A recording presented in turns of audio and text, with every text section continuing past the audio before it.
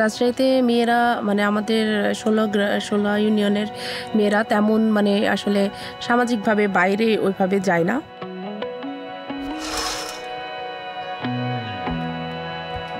ওরা হলো বাসায় অনেক কাজ করে, যেমন রান্না করা, ছাগল পালন করা, তারপর হাঁস মুরগি পালন, অনেকে সেলাইয়ের কাজ করে, অনেকে হলো কৃষিকাজও করে নারীরা অনেকেই।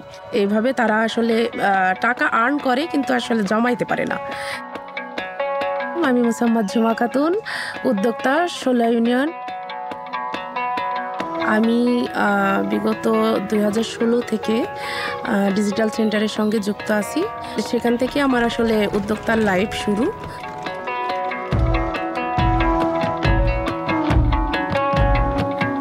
ইউনিয়ন ডিজিটাল সেন্টার হলো একটা সেবা কেন্দ্র, যেখানে নারী পুরুষ উভয়ে খুব সহজেই যেন সার্ভিসটা নিতে পারে। প্রতিটা ইউনিয়ন ডিজিটাল সেন্টারে একজন করে নারী আছেন, যারা একদম গ্রাম পর্যায়ের নারীদের আর্থিক সাক্ষরতা অন্তর্ভুক্তি করতে পারবেন, যেন তারা খুব সহজেই এখান থেকে সেবা নিতে পারেন, আর যার মাধ্যমে তাদের হলো সময়, অর্থ এবং টাকা যেন সেভ হয়। ডিজিটাল পাবলিক ইনফ্রাস্ট্রাকচারের মাধ্যমে সরকারের সমস্ত সেবা খুব সহজেই ডিজিটালি সবাই গ্রহণ করতে পারবেন এবং ডিজিটাল পেমেন্ট করতে পারবেন। Bill payment, land registration payment সবকিছুই ডিজিটালি সম্ভব, ঘরের মধ্যে বসে যে কোনো সময়। তা এই পাসপোর্ট আবেদন করতে আগে কিন্তু রাজশাহীতে যাওয়া লাগতো, এখন হাতের কাছে ডিজিটাল সেন্টারে কিন্তু তারা সেটা করতে পারছে অল্প সময়ে, অল্প কস্টে।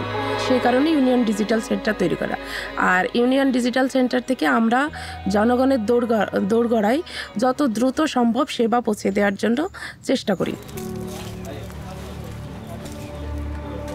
আসসালামু আলাইকুম চাচি। ওয়ালাইকুম আসসালাম। ভালো আছেন? হ্যাঁ, ভালো আছি। আপনি কি ব্যাংক অ্যাকাউন্ট খুলবেন?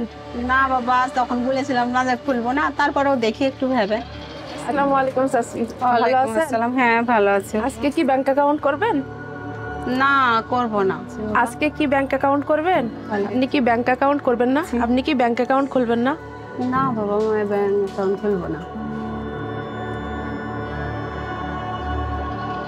ওটা আমার হাজবেন্ডেরও বাধা ছিল, বলছে যে না এইসব করা লাগবে না। কিসের জন্য করা লাগবে?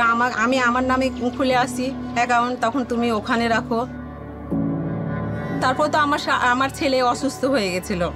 অসুস্থ ক্ষেত্রে তো আমি এক জায়গাতে দাঁড়াতেই পেরেছিলাম না, কারো কাছে যে হাত পাতলেও কেউ টাকা দিচ্ছিল না। আমি ওইসব বাসার জিনিসপাতি বিক্রি করে আমার ছেলেকে আমি সুস্থ করেছিলাম।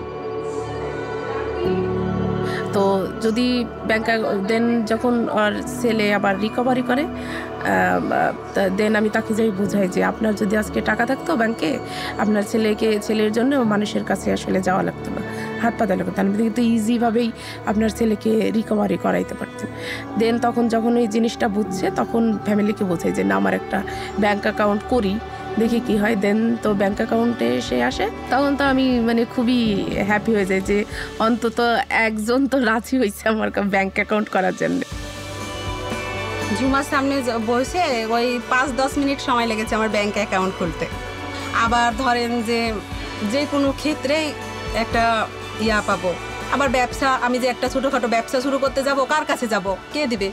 আসসালামু আলাইকুম। ওয়ালাইকুম আসসালাম। আমি সেলাই করছিলাম, যখন আমার বিয়ে হয়ে এলাম তখন আমার ননদ দেখি যে সেলাই মেশিনের কাজ করছে। আমি আগে 2টা মেয়ে নিয়ে কাজ করতাম, গ্রাম সাইডে তো বুঝতেই পারছেন একটু মানুষ অন্যরকম। তখন ওরাও এসে বললো যে চাচি আমারে একটু নিলে হয় না?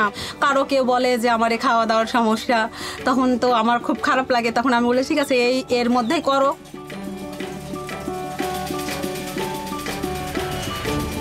করার পর ওরকম কাজ করার পরেই তো আমি বললাম যে না এরকম করলে তো হবে না, এই মেশিন কিনে।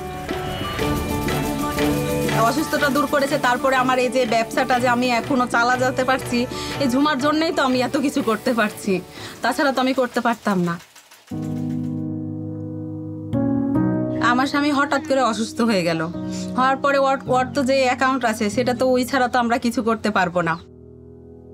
তারপরে আমি নিজে থেকে যে অ্যাকাউন্টটা করছিলাম, তখন আমার মাথা বেরিয়ে এলো যে আমার তো অ্যাকাউন্টে আমি 2টা মেশিন কিনবো বলে টাকা গোছাইছিলাম ঝুমার কাছে।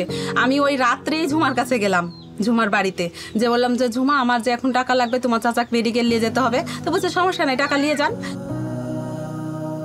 ঝুমা টাকা দিল, আমি মেডিকেল নিয়ে গেলাম, আমার টাকাতে আমার স্বামীকে সুস্থ করে নিয়ে এলাম বাড়িতে। তারপরে আমার বাড়ির মানুষের সবাই বলছে যে কি ব্যাপার, এত টাকা হঠাৎ করে ওই পেলো কোথায়। তখন আমি সবাইকে বোঝালাম যে আমার যে অ্যাকাউন্টে করতে আপনারা যে বাধাটা দিয়েছিলেন, এরপরে ধরেন এরকম করে আমার অ্যাকাউন্টে আমি যখন আমার স্বামীকে নিয়ে এলাম, আমার স্বামী তো অনেক খুশি হলো যে যাক তুমি তোমার টাকা দিয়ে আমাকে সুস্থ করে নিয়ে এসছো, কারো কাছে হাত পাততে হয়নি। আমার বাড়িতে আমাকে এখন সবাই মানে মান্য করে যে না, জীবনে কিছু করতে পারবে। যে ভাতা পায় আবার। তো ক্যাম্পেইনে একটা উঠান বৈঠক থাকে, প্রায় 40 থেকে 50 প্লাস নারী। তো সেই জায়গাতে মার্জিয়াকে আমি আসলে বলি যে তার ব্যাংক অ্যাকাউন্ট সম্পর্কে সে যেন নারীদের বলে। দেন আমি হলো নারীরা তো ব্যাংক অ্যাকাউন্ট ছিল না তাদের কোনো, দেন সেখান থেকে নারীরা আবার ইন্সপায়ার্ড হয়ে আসলে আস্তে আস্তে ব্যাংক অ্যাকাউন্ট খোলা শুরু করে। তারা হলো বাসায় এসে কেউ কেউ অ্যাকাউন্ট করছে, কেউ কেউ সেন্টারে, ডিজিটাল সেন্টারে গিয়ে অ্যাকাউন্ট করছে। তারপর থেকে আমি এখন একটু আসলে কম যাই বাসায় বাসায়, ডোর টু ডোর, কারণ মাঝে মধ্যে উঠান বৈঠক করলে একটু সুবিধা হয় তাদের জন্য। আগে প্রসেস ছিল যেহেতু হাতে মানে ফর্ম পূরণ করতে হতো, 10-15 পেজের একটা ফর্ম, আর এখন 5 মিনিটেই 2-3 মিনিটেই আসলে একটা ব্যাংক অ্যাকাউন্ট খোলা যায় বায়োমেট্রিকের মাধ্যমে। তাহলে কিন্তু পুরুষেরাও তুলতে পারবে না আপনার হাতের ছাপ ছাড়া। আমি আমার হাতের ফিঙ্গারপ্রিন্ট দিয়ে আমি তুলতে পারবো। মার্জিয়া 2 বছর আগে ব্যাংক অ্যাকাউন্ট খুলে দেন তারপরে প্রায় 1000 জন নারী সাথী নেটওয়ার্কের মাধ্যমে আমাদের হলো কাছে এসে ব্যাংক অ্যাকাউন্ট খুলে।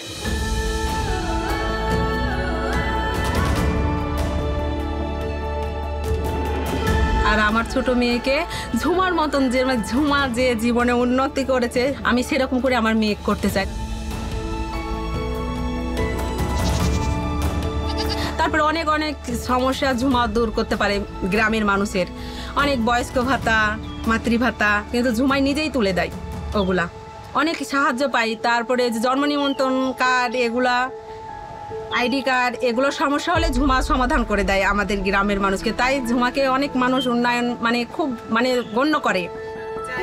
ঝুমা যেমন সমস্ত নারীদেরকে, তার এলাকার নারীদেরকে সে আর্থিকভাবে অন্তর্ভুক্ত করার জন্য বিভিন্ন ধরনের প্রচারণা চালিয়ে থাকে, যার ফলে শুধুমাত্র যে সেই নারীরই উন্নয়ন সাধন হলো তা না, আলটিমেটলি কান্ট্রির ইকোনমি সেটাও ডেভেলপ করে। একজন নারীর আলাদা অ্যাকাউন্ট থাকা খুবই গুরুত্বপূর্ণ, কারণ তারা ফ্যামিলিতে তাদের একটা রেসপেক্ট পায়। তাদের এই সে তার ডিসিশন করার ক্ষেত্রে আগে তেমন গুরুত্ব দিত না, কিন্তু বাট এখন তার ফ্যামিলি এই তার ব্যাংক অ্যাকাউন্টে টাকা থাকার কারণেই সিদ্ধান্তকে গুরুত্ব দেয়। তো এই কারণে আসলে প্রতিটা নারীরই আসলে সেলফ ডিপেন্ডেন্ট বা তাদের একটা আর্থিকভাবে তারা থাকা উচিত সব নারীদেরই।